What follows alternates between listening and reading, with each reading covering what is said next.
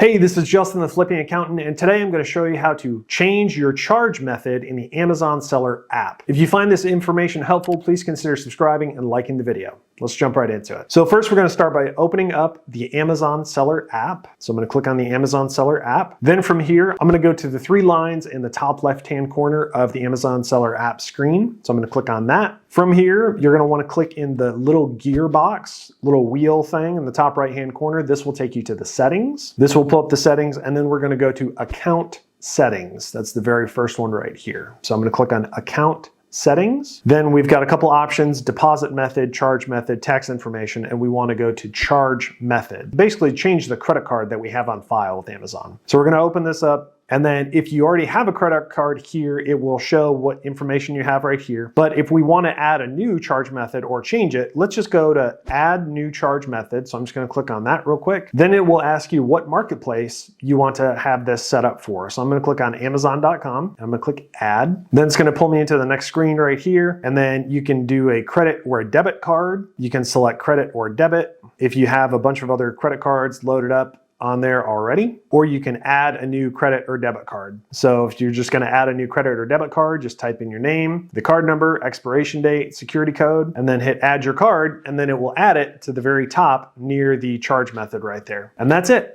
So basically the charge method is if you're charging to ship out a product using Merchant Fulfilled, pay for your Amazon shipments that are headed inbound to the Amazon warehouse, or your $40 a month professional selling plan if that's what you're on. So basically just having a credit card on file has a backup to charge if you don't have any money in your account. So that's going to be it for today. Thanks for watching. I hope you enjoyed. If you found this video useful, drop a like.